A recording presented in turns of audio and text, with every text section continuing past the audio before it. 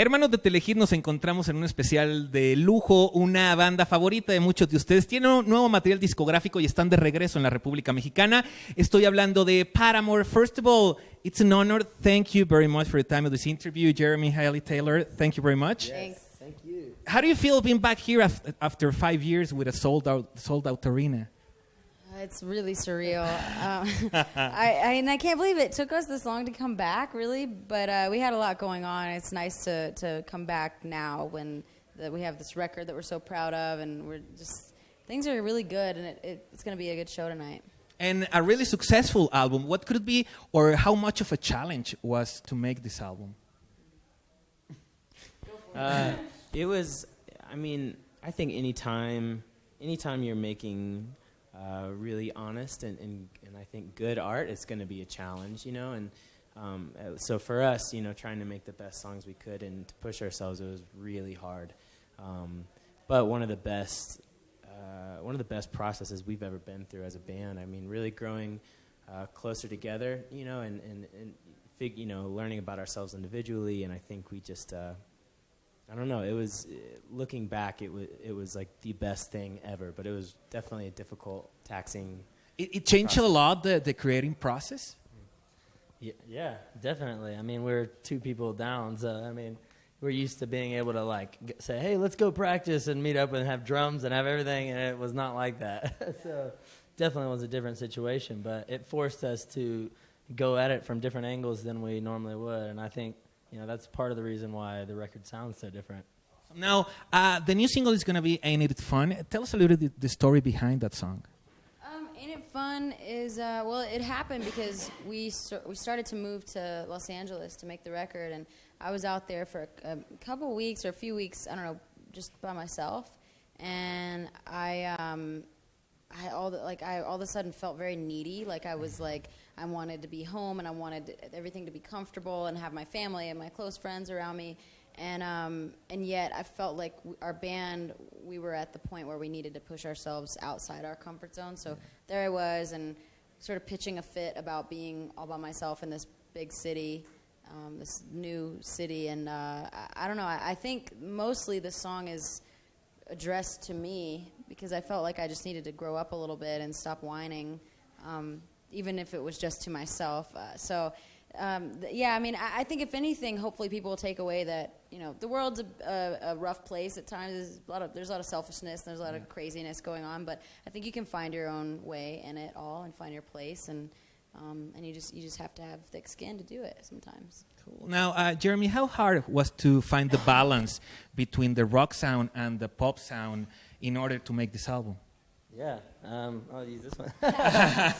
Yeah, I don't know. I feel like with our band, we have a lot of different inspirations and a lot of different things that sides of us that people that haven't really experienced. So it was really fun playing with that and being able to show different, like more pop sides and funk and really abstract kind of things that really bloomed as we were going. And, you know, I mean, it was pretty difficult, but at the same time, I feel like even our most rock songs that we've had in the past and everything were very melodic, and I feel like that is what has separated us from some of the other rock bands.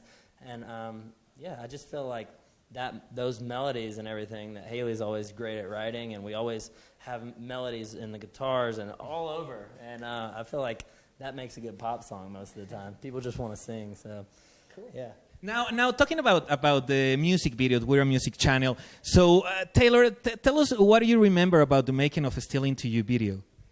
Still Into You was a blast. I mean, that's easily probably one of the most... that was the most fun video we've ever made. I mean, because everything you see, it's exactly what we did. We played in a room with balloons and rode bikes through this old mansion and shot off fireworks. And it was just... you know, the idea of the video was to kind of show the feeling of love rather than a story of love. Obviously, a very exciting, fun love. So yeah, it was just really, I don't know, it was a really fun shoot. You know, we worked with a guy named Isaac Rentz, and he's done some amazing videos before. So we were just like really confident in him and just kind of had fun. Cool. Now, Hailey, one that it looks that it was a hard time to do it now, the Now video. Oh, now, yeah. We actually saw that on TV this morning over here. I hadn't watched it in a while, but we were talking about how crazy that shoot was. It was definitely, there were some rough moments. Like, both Taylor and Jeremy got hurt pretty bad. I remember there was like a 30-minute window where I was laying in the middle of the field and there were jumping spiders everywhere, and it was, and that's like my biggest fear of my whole life.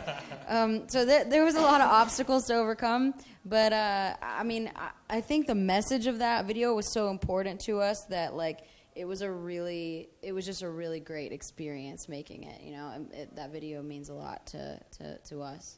Cool. Now, what could be the biggest lesson of all the process during the Farrell's brother departure from the band? What could be the biggest lesson after all this? I think, I mean, we're still learning that every day. You know, I mean, life can really throw some crazy twists and turns at you when you least expect it. But I feel like what's been cool is realizing that we don't actually always know what's right and what's best.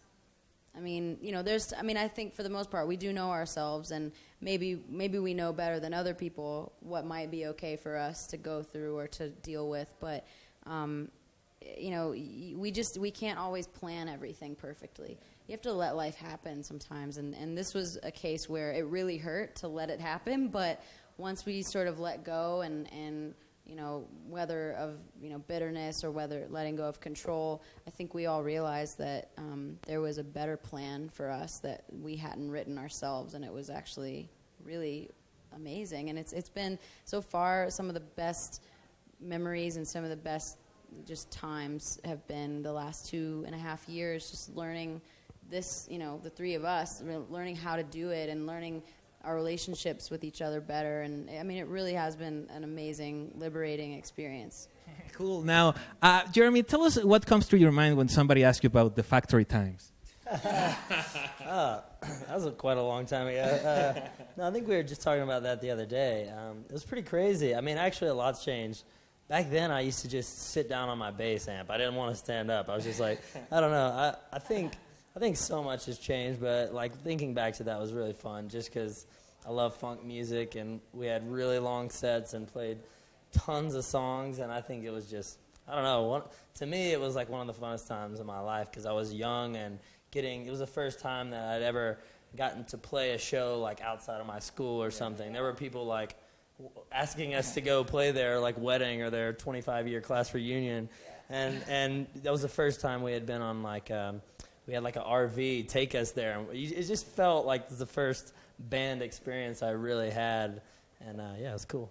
Now, you grew up your career as a musician in Tennessee, in Nashville. I just was in Nashville for 4th of July, and I had a blast, and I think that it's a really great city for music. So how important was for you to growing as a musician to be in a place like Nashville? I apologize you were there on 4th of July. Because it was. I have fun. It rained a lot. It was raining all day long. But at the end, the fireworks come out, so that was good. Yeah. I mean, I mean, our story was very important. You know, had we not grown up in Nashville, we wouldn't be here. You know, just wouldn't have met each other. You know, so I think for even that fact, you know, Nashville is very important for us. But you know, I think it was definitely a normal thing to play music. You know what I mean? It was kind of like you were more in, like, I feel like in some other places, if you're like, I'm a musician, people are like, really? But in Nashville, if you're like, I'm a musician, people are like, cool. Okay. Yeah. So, you know, I think that everyone just kind of did it, you know, but it was cool that we found each other because we were all kind of into a different scene than a lot of our friends, and we wasn't kind of the country scene, which Nashville is known for. But I think we were able to get a lot of support from people because it wasn't kind of a weird thing, you know. So our parents were really supportive, and our friends, and we made a lot of connections. So, yeah, without Nashville, we wouldn't be here. But I don't think that necessarily the scene of Nashville has molded our band all that much. You know what I mean? Yeah. Okay, the last question, Latin American, Mexican crowd, can you explain the loyalty that they show you year after year? I don't think we could possibly explain it. It's extremely humbling, and it feels good that after all this time, people still, you know, they still want to see us play. I mean, we haven't been here in 5 years, you know, so it means a lot to us that we're going to have a big show here tonight, and we're going to try to give them a show that makes up for lost time. You know, it's going to be a big one and a really exciting show. New songs and just, I mean, I'm really, really excited. So we're thankful. Awesome. Well, thank you very much. It's an honor to talk with you. Good luck for tonight and congratulations because this album is awesome. Thank you. So thank you very much. Thanks. Ya lo vieron, hermanos. Paramore en Telehit. No le cambien.